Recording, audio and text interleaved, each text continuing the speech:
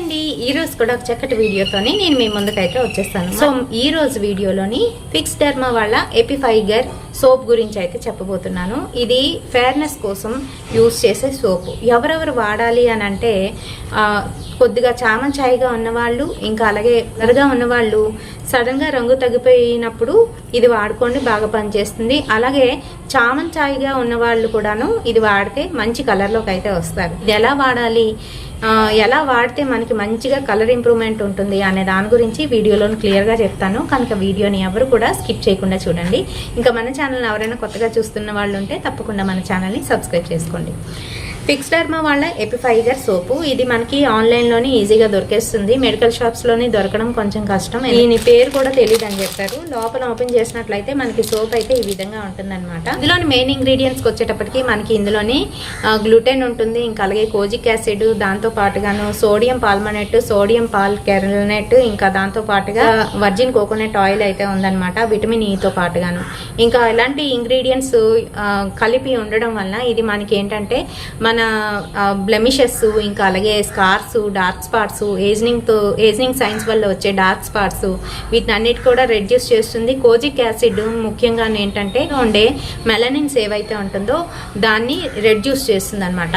So అలా reduce చేయడం వల్ల ఏంటంటే మీరు ఎవరైతే బుగ్గల పైన చిన్న చిన్న మచ్చలుగా వచ్చి పిగ్మెంటేషన్ లాగా ఫామ్ అయ్యి అది ఎక్కువ అవుతుందో అటువంటి వాళ్ళు కూడా ఇది యూజ్ చేసుకోవచ్చు అని చెప్తున్నారండి. అంతేకాదు దీని ప్రైస్కి వచ్చేటప్పటికి 160 రూపీస్ అనమాట. మనకి మ్యానుఫ్యాక్చరింగ్ డేట్ నుంచి 2 years అయితే ఉంటుంది దీని లైఫ్ టైము. ఆ తర్వాత అయితే ఎక్స్పైర్ అయిపోతుంది. ఇది ఎన్ని గ్రామ్స్ అని అంటే 75 grams ఓన్లీ.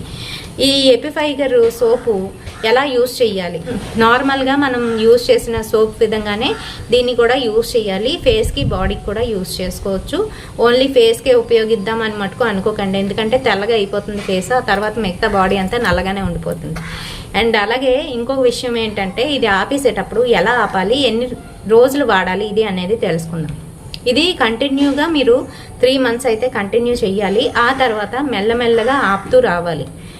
కంటిన్యూస్గా ఇదే వాడదామంటే కుదరదు, ఎందుకంటే ఇది కాస్ట్లీ. ఇంకా అలాగే ఏంటంటే ఇందులోనున్న ఇంగ్రీడియంట్స్ ఏవైతే ఉన్నాయో అవి అంతగా మంచిది కాదు. కాబట్టి 3 months కంటిన్యూ చేసిన తర్వాత మెల్లమెల్లగా ఒక 10 days 5 days ఆపేసి మధ్యలో ఒకసారి యూజ్ చేయండి. అలా మధ్యలో యూజ్ చేస్తూ కంప్లీట్గా ఆపేసేయండి. మళ్ళీ మీరు నార్మల్గా ఎప్పుడు యూజ్ చేసే సోప్స్ ఏవైతే ఉంటాయో లక్స్ కావచ్చు, సంతూర్ కావచ్చు, అలాంటివి యూజ్ చేసుకోండి. ఎందుకంటే అవే ఎందుకు చెప్తున్నాను అని అంటే దీని తర్వాత అవే సూటబుల్ అనమాట. మిగతా సోప్స్ కన్నా అవి చాలా మంచిది. ఆయుర్వేదిక్ సోప్స్ అలాంటివి యూజ్ చేయకండి.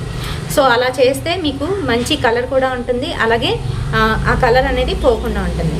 మళ్ళీ ఎప్పుడైనా మీకు బాగా నల్లగా లేదంటే ఇలా స్పాట్స్ లాగా అనిపిస్తూ ఉంటే మళ్ళీ ఈ సోప్ని అయితే యూజ్ చేసుకోవచ్చు.